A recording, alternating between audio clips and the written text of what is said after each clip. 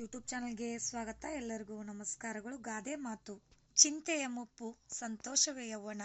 ಈ ಒಂದು ಗಾದೆ ಮಾತು ವಿಡಿಯೋ ಇಷ್ಟವಾದಲ್ಲಿ ಪ್ಲೀಸ್ ನಮ್ಮ ಚಾನಲ್ಗೆ ಲೈಕ್, ಶೇರ್, ಕಮೆಂಟ್ ಮಾಡಿ, ಆದಷ್ಟು ಸಬ್ಸ್ಕ್ರೈಬ್ ಮಾಡ್ಕೊಳ್ಳಿ. ಪ್ಲೀಸ್ ನಮ್ಮ ಚಾನಲ್ನ ಬೆಳೆಸಿ ಅಂತ ಕೇಳ್ಕೊಳ್ತಾ, ಚಿಂತೆಯ ಮುಪ್ಪು, ಸಂತೋಷವೇ ಯೌವನ. ಗಾದೆ ವೇದಕ್ಕೆ ಸಮಾನ. ವೇದ ಸುಳ್ಳಾದರೂ ಗಾದೆ ಸುಳ್ಳಾಗುವುದಿಲ್ಲ ಅನ್ನೋ ಮಾತಿದೆ.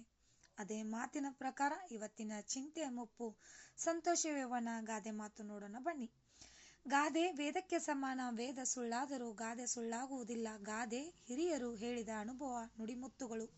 ಗಾದೆಗಳು ಆಕಾರದಲ್ಲಿ ಮಾನನಾದರೂ ಅರ್ಥದಲ್ಲಿ ತ್ರಿವಿಕ್ರಮನಂತೆ ಈ ಮೇಲಿನ ಗಾದೆಯು ಪ್ರಸಿದ್ಧವಾಗಿದೆ. ಚಿಂತೆಯು ಆಯುಷ್ಯವನ್ನು ತಿನ್ನುತ್ತದೆ ಎನ್ನುವ ಮಾತಿನಂತೆ ಮಾನಸಿಕ ಚಿಂತೆ ಮನುಷ್ಯನಿಗೆ ಆ ಕಾಲದ ಮುಪ್ಪನ್ನು ತರುತ್ತದೆ. ಚಿಂತೆಗೂ ವ್ಯತ್ಯಾಸವೂ ಸೊನ್ನೆ. ಆದರೆ ಚಿಂತೆ ಬದುಕಿದವರನ್ನು ಸುಟ್ಟರೆ ಚಿತೆ ನಿರ್ಜೀವಿ ವಸ್ತುವನ್ನು ಸುಡುತ್ತದೆ. ಚಿಂತೆಯು ನಮ್ಮ ಮನಸ್ಸಿನ ಸಂತೋಷವನ್ನು ಹಾಳು ಮಾಡುತ್ತದೆ. ಮನುಷ್ಯನನ್ನು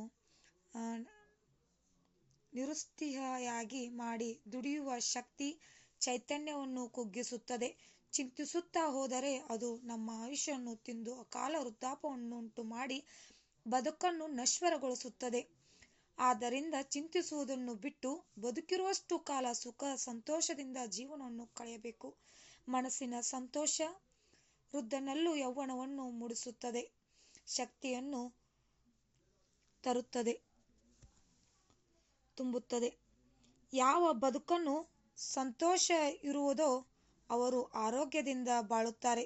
ಬದುಕಬೇಕು, ಸಾಧಿಸಬೇಕು, ಗೆಲ್ಲಬೇಕು ಎಂಬ ಛಲವನ್ನು ಹೊಂದಿರುತ್ತಾರೆ. ಆದ್ದರಿಂದ ನಾವು ನಗುತ್ತಾ ಸಂತೋಷದಿಂದ ಬಾಳಬೇಕು.